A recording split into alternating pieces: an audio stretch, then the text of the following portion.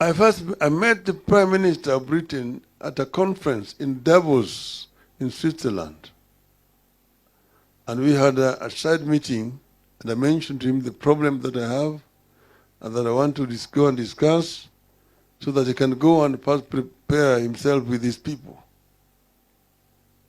So from there, I came back here, and then I now went to London. And we had a conversation. And I explained to him the historical injustices.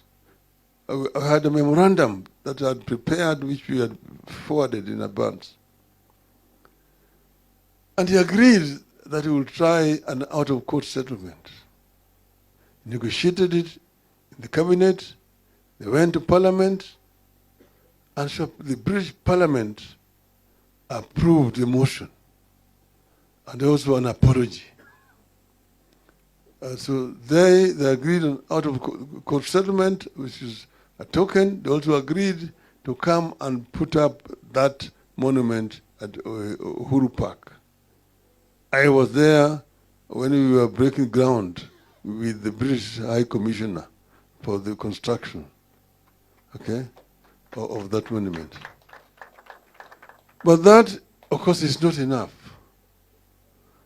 It's not enough, and I was happy that this matter was raised during the visit to the King here. Actually, I was invited by the King to the dinner at Statehouse. Because he is a personal friend. And we had worked with him and his foundation in rehabilitating Lake Naivasha, which was polluted, and marine life was actually dying in Lake Naivasha. So we met first in Oslo with the Prime Minister, then Prime Minister of Norway. And he asked me what his foundation could do. Then there were 4 projects we proposed. There was Mau Conservation, Abadeas, Nairobi River, and Lake Naivasha. They opted for Lake Naivasha. And then he organized a dinner in his residence in London. And I went with a delegation from here. And he invited the companies there which market Kenyan flowers in British markets. Tesco, Marks and Spencer, and several of those departmental stores. Immediately that evening, I was Minister Sally Kosgei. We had a pledge of 600,000 sterling pounds. By the morning, it was 1 million sterling pounds. Then he talked to the Dutch government and gave 6 million euros to rehabilitation Lake Naivasha. And Lake Naivasha was rehabilitated thanks to then Prince Charles. So this matter was raised with him, and I was happy that Mr. Ruto raised it in his speech that day, and it's an ongoing conversation. Paul Mitter suggested a bipartisan approach of opposition and the government. But this must be an inclusive process that deals with all historical injustices and ensure that justice is done and that this matter is finally put to rest permanently. The late General Kiboko had mentioned when we went to bury Mukami in Nyandarua that they were the ones who buried Dedan Kimathi in Kamiti. That he knows where the Dedan Kimathi's grave is in Kamiti. This is an issue that must need to be resolved. Mama Mukami, I wish all the times I was talking to her was that she wanted her husband to be exhumed, the remains, and be buried respectfully at their home. This is also a pending issue that we need to follow up. because that General Kiboko said it, at the funeral there, later on he fell sick. I went to see him at Nairobi Hospital. He mentioned the same thing to me. But nothing happened. He then also died. As we are here ourselves, we want to ensure that this chapter is put to a proper close, satisfactorily. That those who sacrificed during their struggle, some of them who are dead, are remembered through their offsprings. And those who are now in their sunset years also are given support. The same way that the British government is doing to its war heroes. Those who fought in the Second World War, who are still alive today, don't worry about anything else. So this is what we should do ourselves, so that we bring this chapter to a decent closure. That's why I'm happy that this thing happened today. Gitu wrote a book, and he asked me to write the foreword, which I've written the foreword to the book which we are going to launch here today. In it, he has given a very good account of what transpired and how the betrayal happened. The wrongs which were done need and must be corrected. And I'm ready to work with you people to ensure that this is done. Mzee wetu Shujaa Giti wa Kaengeri, ndugu wazalendo wakombozi ambaye wako hapa siku ya leo, na wageni wetu ambao wamefika, hamjambo? Hamjambo tena? Sasa nimekaa kwa muda mrefu. Mimi niko na statement ambayo nilikuwa nimetayarisha kusoma hapa, lakini it will be taken as read. Nitaongea vilivyo. I just want to talk briefly about this very, very important occasion in our country. I am happy that this is happening today. And therefore, I want to first begin by thanking the Kenya Human Rights Commission for the good work that they are doing, what they have done, so that we are here today.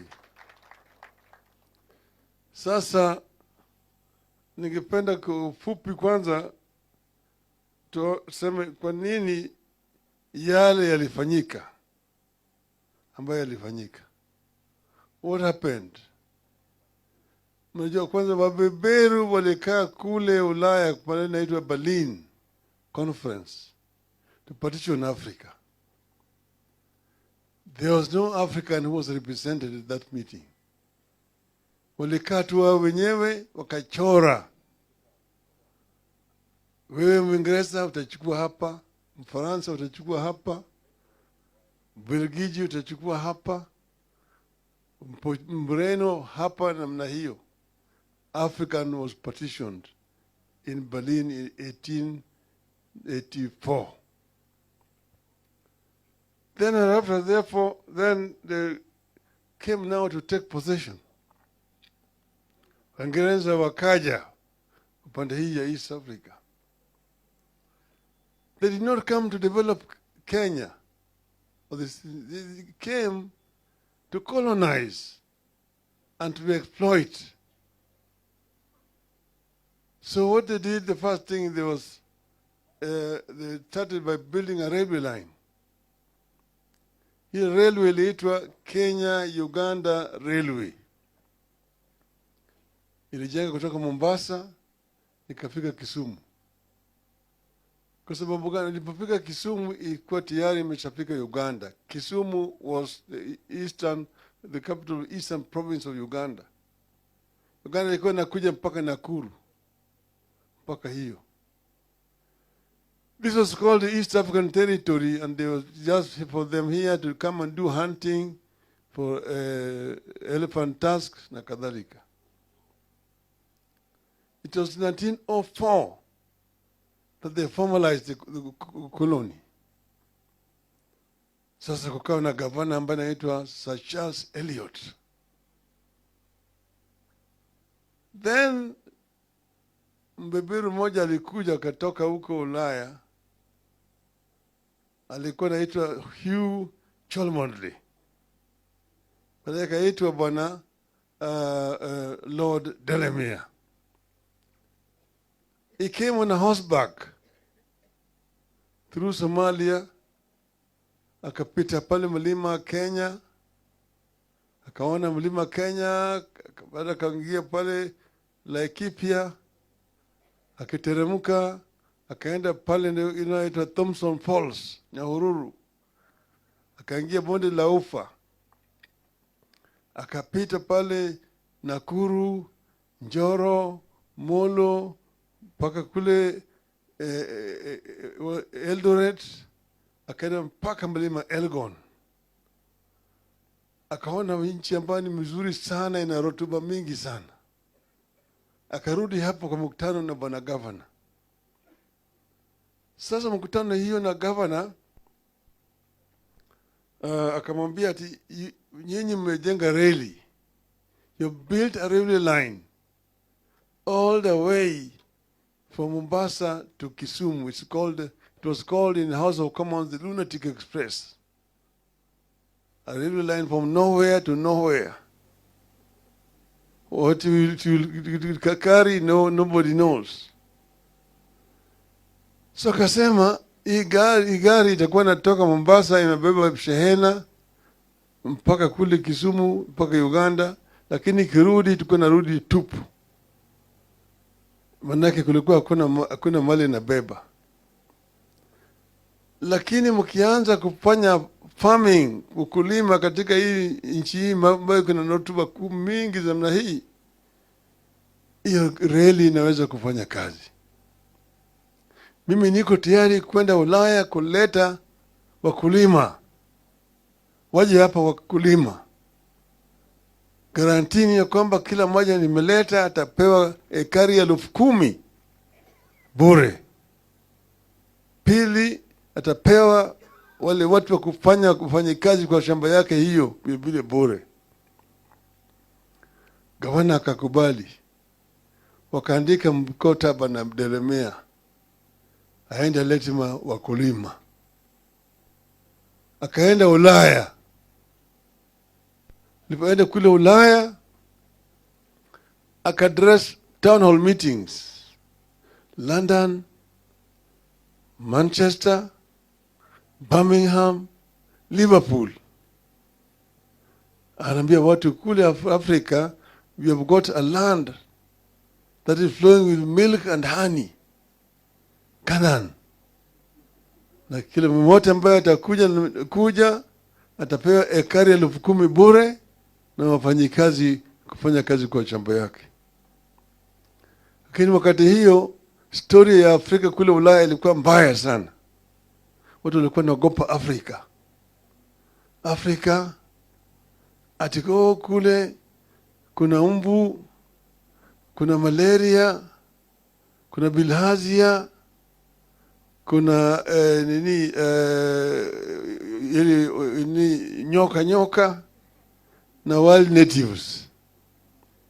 Kwa hivyo watu wengi walikuwa hawana haja. Wachache walikubali. Alipokuja hapa akafadhaika, akaambiwa angalie huko kusini Afrika. Akachukua meli hapo Mombasa. Akateremka mpaka Durban. Akakule vile akafanya mikutano. Durban, East London, Port Elizabeth, Cape Town, Kimberley, Johannesburg. Kule akapata wazungu ambao walikuwa mshaishi bara ya Afrika vizazi ya 4 ya 5. Wale ambao hawaogopi Afrika. Na wao wenyewe walikuwa wanafanya kazi kama shamba ya wazungu wenzao. So this prospect of coming and getting their own farms was very appealing because there were people who were working in the farms of their own people. Wakaja kutoka kule Afrika Kusini. Kwa sababu wale wengi ambao walikuwa hapa kwa nini wakulima walikuwa ni makaburu kutoka kule Afrika Kusini. Wengi wao walikuwa ni ngumbaru. Walikuwa hawajui kuandika. Walikuwa naweka kidole. Lakini hao ndio walikuwa ruthless kabisa za Afrika. Wakapewa mashamba sasa, wakakata hiyo kutoka mlima Kenya kule mpaka hiyo pande hii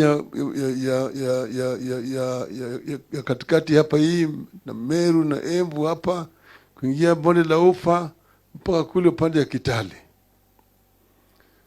Sasa wale Masai walikuwa naishi kutoka kule slopes ya Mount Kenya. Hiyo yote la ekipe yote hiyo ilikuwa ni nchi ya Masai, Nyahururu hapo. Hiyo Nyandarua yote na wakaona mpaka Kinangopizo zote. Walikuwa Masai wakasukumwa kutoka kule wakapeleka chini huko Kajiado na Narok. Hapo Naivasha waliweka corridor maili 10 mile corridor ya Masai kupita na shezi ngombe yao hapo waende huku chini. Sasa wakashika hiyo na kuanza kufanya hiyo farming yao. Sasa Waafrika wanakwenda wanachotwa kufanya kazi. Wengine wametoa kwa mashamba yao, wameweka kwa villages. Hapo vile ilikuwa. Hiyo ni kini ya shida ambayo tulikuwa naye. Sasa hii mambo ya ukombozi ilianza wakati ukoloni ilianza katika taifa letu. Kwa hivyo ukoloni tuko na safu hiyo mapambano is in phases. Phase 1 from the time they walikuja hapa 1896 mpaka 1945. Hapo ndio phases. Hapo ndio kukuta watu kama Wayaki Wahinga ambaye alichukuliwa akapeleka kule Kibwezi, akalazimishwa kushimba kaburi yake, akaingizwa kule akazikwa kama bado wako hai. Hapo baadaye nilikuja pata watu kama Haridhuku pale ambao waliorganize maandamano pale karibu na chuo kikuu, na watu wakapigwa pale. Watu wengi walipigwa risasi na waliuawa wakati huo. Hapo ninakuta Mekatili wa Menza wanaingia hapo. Hapo ndio unakuja kukuta wale ambao walianza sasa ili mavyama kama Kikuyu Center Association, Dini ya Msambwa, kwa Vilondo Taxpayers Association na kadhalika. Watu kama sasa hapo ni unakuta Samuel Koitalel. Hiyo ni group hiyo, that phase. Hapo ndio utakuta Okemo Manyanyamanture na Mora. Hapo hiyo ndio unakuta watu kama Ojijo Teko. Kuna my great grandfather kuna aitwa Agola Awala. Yeye mzungu alikuwa anataka awe chief. Alikataa kuwa chief, akasema siwezi kuwa chief na huyu mtu ambaye ngozi yake ni ovyovi. Kwa sababu kutoheshimu mzungu akashikwa, akapelekwa huko Kismayu, akakufia huko. Mtoto yake ndiye alipelekwa kwenda kuona kaburi yake huko. Hapo ndio unakuta Mwindi Mbingu ambaye alikuwa amekataa mambo ya wazungu kuchukua ng'ombe ya Wakamba hovyo na kuchinja hivi hivi. Hao wote ni wote ambao hiyo ni phase ya wakombozi in phase 1. 1945 Waafrika kwa mara ya kwanza wakaunda chama ya kitaifa, Kenya African Union KAU. Hiyo ndio kuanza nationalist movement struggle. Alafu sasa hiyo kile imeunganisha watu pamoja, lakini walikuwa hawapewi nafasi ya kufanya mikutano sawa sawa. Sasa wakati hiyo vile vile mambo ya mashamba imekuwa mafuriko yamewekwa pale, shamba imechukuliwa na wazungu na Afrika mfanyikazi tuko mashamba. Hiyo ndio imeleta mambo ya kupigana kwa mashamba, chanzo cha Mau. Wakasema mambo sasa imekuwa ni mbaya, kama ni mbaya ni basi hapa sasa kao iko hapa. Sahili mzungu anatangaza hali hatari, state of emergency being declared. Hiyo Mau iko mzituni na wale wanashikwa, wale wa kapengoria 6 kushtakiwa. Sasa wakati hiyo iko curfew katika miji yote katika taifa letu. Sasa wakati huo Mau wanapelekwa kule, wengine wanashtakiwa, wengine wawekwa kwa detention camps, na makamps ziko hapa na pale, kule Lamu, kule Hola, kule Manyani, kule Lodwa, kule Lokitang, kule ziwa ya Victoria kulikuwa na detention camp Mageta Island. Wakati ya hali ya hatari ilikuwa mbaya zaidi, radio ilikuwa inatangaza kwa Kiswahili ati Wakikuyu, Wameru na Waembo ni watu hatari. Ukiona mmoja akipita namna hii, piga ripoti kwa polisi mara moja. Wakati hiyo vita hiyo iliendelea, mzungu ameleta kikosi ambaye inapigana na Mau. Pale ambao walikuwa napigana ilikuwa mbaya. Mliingia hapa unaona mvua inanyesha hiyo na baridi. Hiyo ndio vile Mau walikuwa na hisi katika huko juu. Kule msituni huko upande ya Nyandarua, huko Abadea, hasa kila mahali. Walipigana. Ikifika mwaka 1955-56 mzungu anataka kutangaza uhuru hapa. Ukina Michael Blundell waliunda chama inaitwa Kenya Freedom Party was formed, and they wanted to go the route of South Africa to declare independence, au route ya Zimbabwe ya Rhodesia, unilateral declaration of independence. Lakini wakati hiyo nationalism ikaanza hapa vilevile. Watu wa Afrika wameanza wale ambao wako nje kupigana. Ndio wakaleta reform kuna inaitwa the Littleton reform, ambayo imekubali wa Afrika kuchagua wabunge kwa mara ya kwanza 1957. The 8 first elected members of parliament.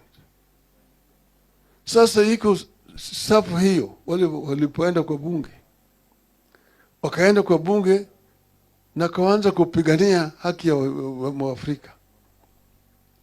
Wakati hiyo kukawa na Lari Masaka, watu walipigwa kule Lari wakawawa. Kukawa na Hola Masaka, pale ambaye wafungwa wa Mau walipigwa wakawawa huku. Wakati hiyo we had 14 members of parliament or legislature at that time. Jaramogi alikuwa kiongozi, Mboya alikuwa katibu. Wakasema tupeleke mswada kwa bunge ili tuangalia hii mambo, hali ya wafungwa wa Mau ambao wanawawa katika jela. That motion was moved by Tom Mboya. And if you go into the Hansard, you will see the debate in the House that time. Waliongea, ilipofika wakati wa Jaramogi akasema, in the heart of hearts of the African people, Jomo Kenyatta and all those who were detained with him were and are the true leaders. And their continued detention offends the consciousness of our people. Jeremia Nyaga ambaye alikuwa kwa bunge wakati huu akatuambia, wakati Jaramogi alisema hayo maneno, ungesikia sindano ikianguka. Na hakuna mtu aliamini ya kwamba yeye atalala nyumbani siku hiyo. Walijua yeye atachotwa siku hiyo, ataenda huko ndani. Lakini Jaramogi hakushikwa, alizidi kuongea tena kesho mpaka akatolewa kwa nyumba. Waafrika walikuwa pale, wengine waliogopa sasa. Jeremia Kieno akiongea, Julius Kieno alisema ati those people, Kenyatta and Co, were leaders at that time, but they were not elected. We are now the elected people, therefore we are now the leaders. So Jaramogi akasema, akatoa statement challenging Kiano to go and hold a public rally in Fort Hall to ask the people who between the two of them is telling the truth. Fort Hall then is now today Moranga. And then Kiano akaogopa. Lakini sasa hata Mboya akasema ati, Mr. Speaker, it is unfortunate that in the course of the debate on this motion, some irresponsible remarks have been made. You have nothing to do with the intentions of the motion. Irresponsible remarks were the remarks made by Jaramogi. In the end, they ate their words. Manake, Nairobi hapa statement ikatoka ya kwamba yale Jaramogi alisema ni tunaunga mkono. Kisumu wakasema namna hiyo. Kule Mombasa wakasema namna hiyo kwa dock workers. Kule Fort Hall wakatoa statement tunaunga mkono Jaramogi. Hapa ni mambo ikaanza sasa. Uhuru wakaanza kusema ati Uhuru na Kenyatta. Uhuru na Kenyatta. Ya kwamba tupate uhuru alafu Kenyatta atoke. Jaramogi asema no, it is not Uhuru na Kenyatta, it is Kenyatta na Uhuru. Kenyatta funguliwe kwanza ndio tupate uhuru. Ili namna hiyo. Sasa hiyo ndio kaleta hiyo movement. So this is another phase of the struggle. The phase of the struggle before 1945. The nationalist movement from 1945, later on from 1958 upwards. And then in between the Mau Mau armed struggle. So we're dealing with the Mau Mau armed struggle, which itself had a very, very accelerating effect in creating consciousness among the people across our country.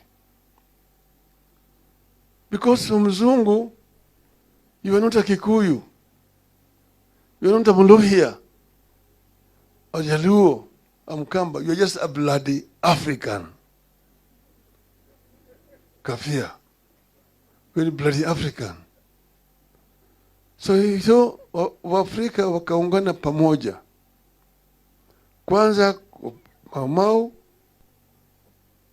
pili sasa kwa hii nationalist movement ya ambayo sasa imeleta watu wote pamoja, wakaunga mkono. Kwanza kuliundwa mkono kule Kirigiti Kiambu walienda because after 1952 when cow was banned, Africans were not allowed to hold any national party. You could only have district associations. But after 1959, they allowed. And they went to Kirigiti, Kiambu, and formed KANU. But then wale wabeberu wakaenda wakachukua Waafrika wengine wakaanza chama cha KADU to divide the nationalist movement. So this is the truth of the matter. So here, we today must ensure, because the battle against the British was fierce, and British was very, very brutal, and many people were killed, many people were maimed, many people were in the forest. When they came out, the issue of land, the issue of land. Those Mabakaburus who was holding land around said they did not want to stay behind under an African government. Wanataka kutoka. Sasa wakasema serikali ya Uingereza iko tayari kuleta pesa kuazima serikali to loan Kenya government money to buy out the outgoing white farmers.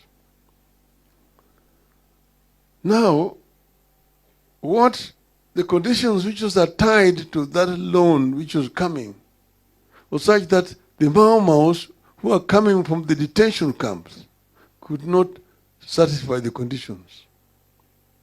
It was only the loyalists and the home guards who were working with the colonial system who became the beneficiaries.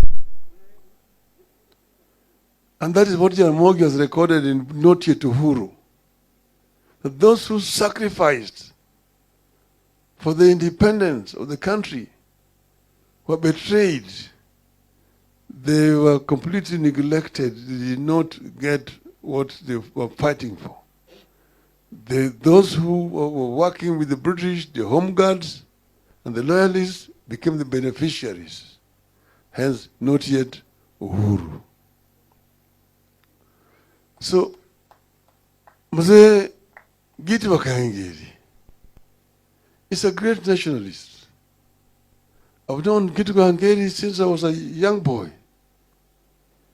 And he stood steadfast in fighting for the right of the people who sacrificed most during that struggle for independence. He has been uncompromising. He stood very, very fast. But then, when they took the case to the British court, and one of Paul Wheaton's here is left. Gitobi Manyora was unfortunately not around here. Gitu came to me with his team and said the case is in London. Then I said I will try to use my position as the Prime Minister to negotiate an out-of-court settlement.